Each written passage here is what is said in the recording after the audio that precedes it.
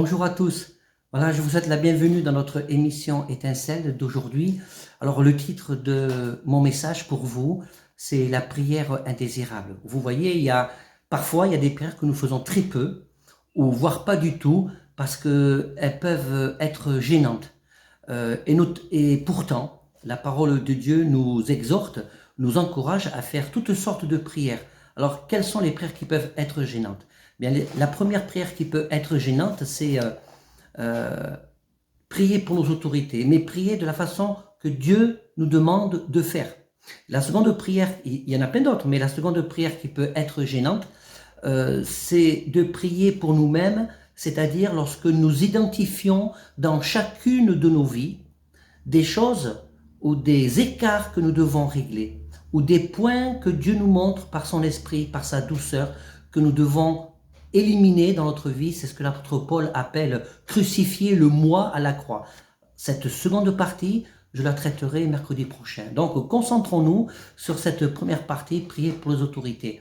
Alors, pour ceux qui me suivent sur les réseaux, ça peut paraître redondant parce que j'ai publié des articles avec ce type de message, mais je voudrais aller un peu plus au profond parce qu'il y a des victoires à remporter lorsque nous prions pour nos autorités, pour nos gouvernants. Alors, il ne s'agit pas d'être d'accord ou pas d'accord avec nos gouvernants, il s'agit simplement, si vous vous réclamez être de véritables disciples du Seigneur, eh bien, nous devons rentrer dans ce processus spirituel, dans ce principe spirituel qui est l'obéissance à notre Seigneur et qui est la soumission à notre Seigneur Jésus, parce que nous devons obéir à ce que le Seigneur nous dit dans sa parole.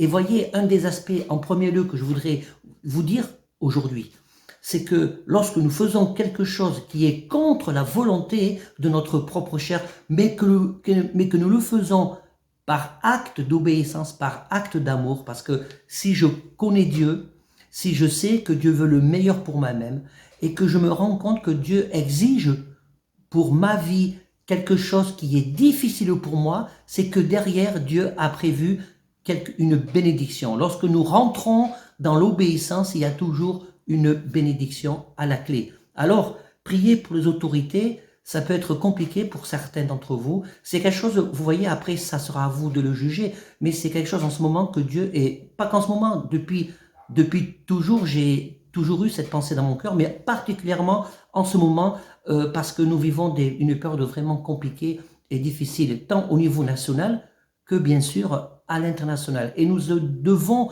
prier pour nos autorités, mais pas de n'importe quelle manière. Et il y a aussi une victoire spirituelle, parce qu'il y a autre chose derrière, pas simplement prier pour nos autorités, c'est de prendre conscience. Qu'est-ce que ça implique dans le monde des ténèbres lorsque nous prions pour nos autorités? Et c'est ce que je vais voir avec vous aujourd'hui. Alors je vous invite à me suivre dans la lecture de 1 Timothée, chapitre 2, du verset 1 à 4. 1 Timothée, chapitre 2, du verset 1 à 4, qui nous dit ceci. L'apôtre Paul parle à Timothée, et Timothée, c'est quelqu'un qui démarre dans le ministère, donc ça nous concerne à tous. Si tu démarres dans la foi, si tu marches déjà avec le Seigneur depuis un certain nombre d'années, ça te concerne aussi, parce que nous sommes appelés à grandir en stature spirituelle, en maturité spirituelle. Alors, 2 Timothée, chapitre 2, au verset 1, voilà ce que l'apôtre Paul dit à Timothée. J'encourage donc, avant tout, à faire des demandes, des prières, des supplications, de reconnaissance pour tous les hommes, pour les rois et pour tous ceux qui exercent l'autorité, afin, ou qui sont élevés en dignité, ça dépend des traductions, afin que nous puissions mener une vie paisible et tranquille en toute piété et en tout respect. Voilà ce qui est bon, agréable devant Dieu, notre Sauveur, lui qui désire que tous les hommes soient sauvés et parviennent à la connaissance de la vérité. En effet, il n'y a qu'un seul Dieu, il y a aussi un seul médiateur entre Dieu et les hommes, Jésus-Christ, qui s'est donné lui-même en rançon pour tous. Amen. Voilà. Alors, là c'est clair. Le Seigneur nous demande de prier pour nos autorités. Alors, prier pourquoi? Si tu n'as pas envie de prier pour tes autorités, pour les autorités de notre pays, et plus largement peut-être pour les autorités du monde, eh bien, c'est dommage. Parce que quand on est disciple du Seigneur, nous devons faire l'effort de rentrer dans ce processus d'obéissance. Et le passage de 1 Timothée chapitre 2, l'apôtre Paul aborde divers thèmes qui concernent la prière et l'attitude que nous devons avoir dans l'Église et des uns vis-à-vis des autres, et plus largement pour tous ceux qui nous entourent dans ce monde et dans cette société. Lorsque, dans le passage que je vous ai lu, ce qui est important, c'est de retenir certains mots-clés. Il y a deux mots-clés que je voudrais relever, c'est le mot supplication et le mot requête. Alors prière, on sait, on doit prier. Prier pour que le Seigneur bénisse nos autorités. Prier pour que le Seigneur bénisse. Est-ce que tu es capable de prier pour que Dieu bénisse le gouvernement qui nous gouverne? Il ne s'agit pas, comprenez bien, frères et sœurs et mes amis, il ne s'agit pas, c'est pas parce que je prie pour mes gouvernements, si je suis pas d'accord avec les décisions politiques qui sont prises, c'est pas de ça dont il s'agit. Il s'agit simplement de prier pour leur âme, de prier parce que Dieu me demande de prier parce que je dois apprendre aussi à les aimer. Quel avantage, c'est important de prendre conscience spirituellement, quel avantage nous avons si nous devons prier pour les gens qui nous aiment, pour les gens que nous aimons. Quel avantage nous avons si nous devons prier parce que j'ai un combat spirituel dans ma vie. Quel avantage nous avons si nous devons uniquement prier lorsque j'ai un besoin pressant auquel j'attends que le Seigneur réponde? Quel avantage j'ai besoin de prier lorsque je prie lorsque je dois remporter une victoire dans ma vie, lorsque je prie pour un malade? C'est tous ces items de prière que je viens de vous énoncer, ils sont utiles et nous devons les pratiquer. Mais si nous oublions, si nous faisons fi, si nous oublions de prier pour nos autorités, alors sur le plan spirituel, en termes de puissance spirituelle, de puissance dans la prière, il te manquera quelque chose dans ta vie. Et lorsque Dieu nous demande de prier pour les rois, pour ceux qui sont élevés en dignité, c'est pas uniquement prier. Il rajoute des mots avec supplication. C'est pas que prier, ça va beaucoup plus loin, vous voyez. C'est pas simplement prier, Seigneur, tu bénis le président, tu bénis les autorités, tu bénis le maire de ma ville. Non, c'est plus que la prière, c'est faire des supplications. Et faire des supplications, c'est le mot déesis, D-E-E-S-I-S, ce qui veut dire une recherche, une demande, supplier. Vous vous rendez compte? Le Seigneur te demande de prier, de supplier Dieu, de bénir, de toucher le cœur de nos autorités, de supplier Dieu pour que nos autorités, pour que les hommes politiques qui sont dans notre pays, quels qu'ils soient, on puisse attirer la bénédiction sur eux à travers nos prières, de rechercher des thèmes aussi, faire de la recherche, supplication, je vais chercher, je vais me laisser convaincre, diriger par le Saint-Esprit pour chercher des thèmes qui vont faire en sorte que je vais faire peut-être aussi des prières prophétiques. Il y a le mot requête, c'est le mot anteuxis, E-N-T-E-U-X-I-S, anteuxis, ce qui veut dire une entrevue. Prier une entrevue, c'est-à-dire quand je suis seul à seul. Ça veut dire aussi venir ensemble. On peut prier pour nos autorités de notre pays quand on est ensemble aussi dans le cadre de l'Église. Et c'est des choses qui ne sont pas toujours faites en fait. Et converser, parler à Dieu, ça c'est intéressant. Je voudrais attirer votre attention sur le mot converser dans la définition de anteuxis du mot requête. Alors je vais vous dire, il m'est arrivé de faire des prières indésirables, dire Seigneur voilà, je prie pour tel et tel sujet, pour telle ou telle personne, je prie pour mon ennemi, nous devons bénir nos ennemis. Si tu estimes que les autorités de notre pays, si tu les regardes comme ton ennemi, par rapport à tes choix, par rapport à ta vision de la société, eh bien tu dois prier encore plus.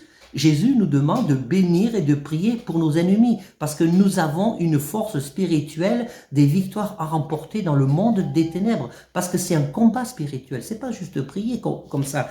Et converser, c'est de dire à Dieu, tu peux dire à Dieu, Seigneur, tu vois, j'ai du mal à prier pour les autorités de mon pays, parce qu'il y a des choses que je trouve pas normales. Par exemple, j'ai du mal à prier pour mon président, pour le Premier ministre, pour les hommes du monde entier. Mais j'ai du mal parce qu'il y a des choses qui me heurtent, qui me blessent, qui me font du mal, qui m'inquiètent aussi. Eh bien, dis-le au Seigneur. Et tu peux dire aussi, voilà, Seigneur, je t'exprime toutes les barrières qui sont dans ma vie, mais comme tu me le demandes, je vais quand même prier. Je vais apprendre à prier. Tu dois apprendre à prier.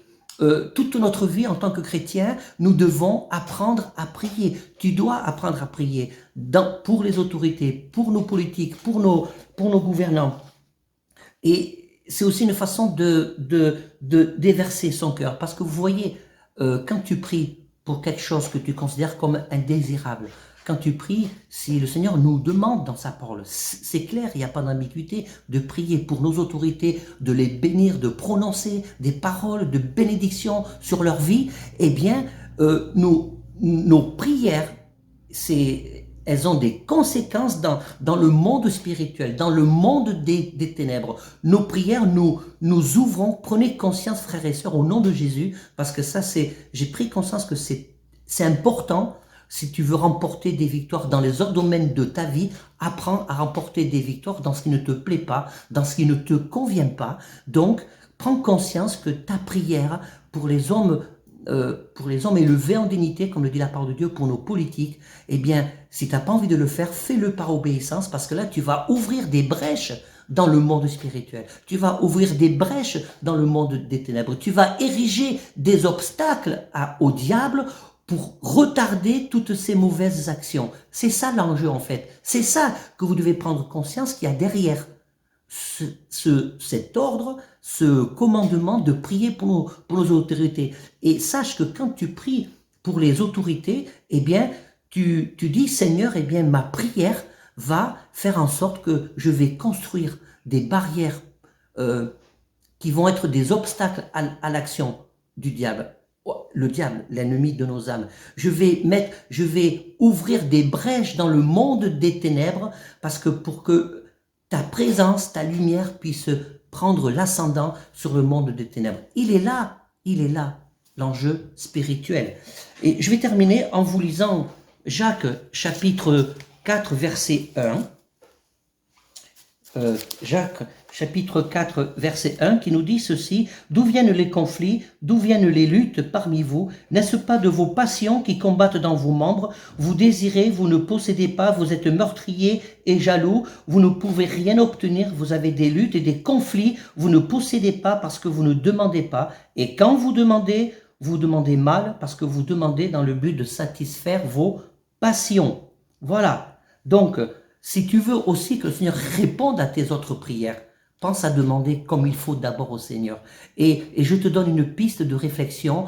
Le fait de demander comme il faut au Seigneur, eh bien, c'est de faire aussi des prières, cette prière indésirable. Ah, que c'est difficile de prier pour les hommes politiques, pour ceux qui nous gouvernent. Eh bien, fais-le. Fais-le, c'est un vrai défi de foi et d'espérance. Fais-le, parce que tu verras que ça va certainement, et j'en suis sûr, parce que je l'ai vécu, ça va débloquer des choses dans ta vie, parce que Jacques, au chapitre 2, 3, au verset 18, le fruit de la justice est semé dans la paix par ceux qui procurent la paix.